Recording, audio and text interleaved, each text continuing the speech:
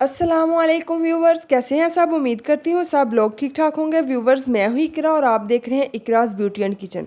Viewers, आज की जो रेमेडी है वो बहुत ही बेस्ट है। अगर आपकी शादी नज़दीक है या आपके इंगेजमेंट का फंक्शन है या आप लोगों ने किसी इवेंट या बर्थडे पार्टी पे जाना है, तो मैं आप लोगों को एक ऐसा स्टेप बताऊंगी जिसको करने से किसी किस्म का भी कोई फेशियल, स्किन पॉलिश कुछ भी करने की ज़रूरत नहीं पड़ेगी।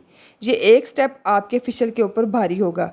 केमिकल से बड़े हुए फेशियल पर भी ये स्टेप बहुत भारी होगा। रेमेडी स्टार्ट करने से पहले आपको बताते चलूँ, आप लोग जो क्रीम वगैरह यूज़ करते हैं नाइट में वो आप लोग यूज़ करें। उसके साथ साथ ये स्टेप करेंगे तो आपकी स्किन शाइन, ब्राइट और ग्लोइंग हो जाएगी। ठीक है। और क्रीम लगाने का तरीका जो है उसके लिए मैंने अलग वीडियो बनाई हुई है। अगर आप लोगों ने नहीं देखी तो मैं लिंक डिस्क्रिप्शन में डाल दूँगी, आप लोग ज़रूर देखिएगा। बहुत ही बेनिफिशियल है कि किस तरह आप लोगों ने अप्लाई करेंगे और रिजल्ट भी बहुत अच्छे आते हैं। चलिए जी, रेमेडी की तरफ चलते हैं। सबसे पहले हमें रेमेडी स्टार्ट करने के लिए 2 टेबलस्पून लेमन जूस चाहिए। अगर आप लोगों के पास जूस नहीं है लेमन का तो आप लोग 1 लेमन पूरे को स्क्वीज़ करिएगा।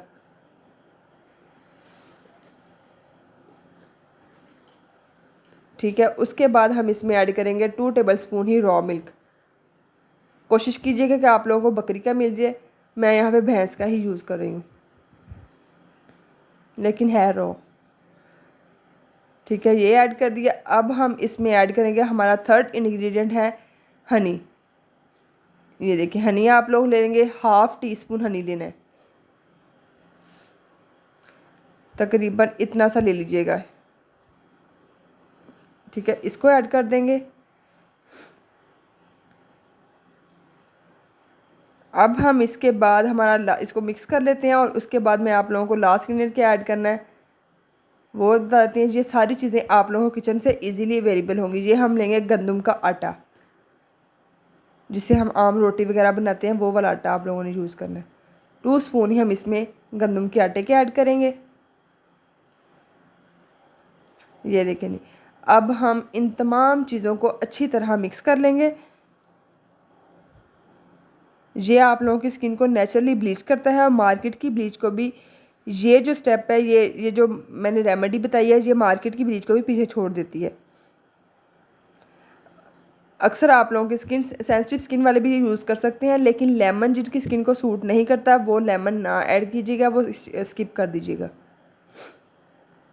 मार्केट वाली ब्लीच करने से स्किन पर अक्सर एलर्जी हो जाती है, या रेडनेस भी आ जाती है, या फिर स्किन हमारी बहुत ज़्यादा ड्राई हो जाती है। तो आप लोग ये रेमेडी अप्लाई कीजिएगा। आप लोगों को मैं लाइव रिजल्ट दिखाऊंगी, जिसे देखने के बाद आप फ़ौरन रेमेडी बनाएंगे और इस्तेमाल करेंगे, और इंशाल्लाह आप लोगों को बहुत अच्छा रिजल्ट मिलेगा।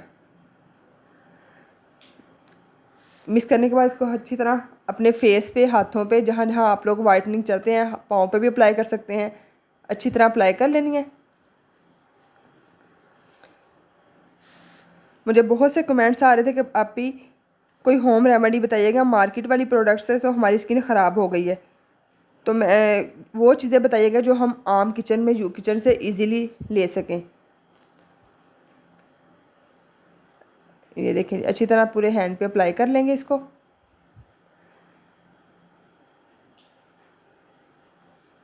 और फिर उसके बाद 20 से 15 मिनट लगा रहने के बाद फिर आप लोगों ने 2 से 3 मिनट के लिए स्क्रबिंग करनी है इसकी अच्छी तरह।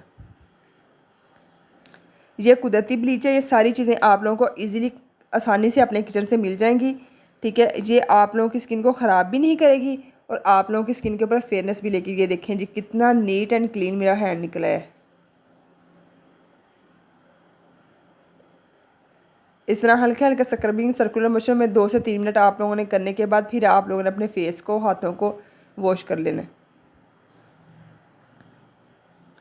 आप लोग भी इस रेमेडी को ज़रूर ट्राई कीजिएगा और वीक में आप लोगों ने 3 दफ़ा अप्लाई करना है। एक दिन छोड़ के एक दिन आप लोगों ने ये रेमेडी अप्लाई करनी है।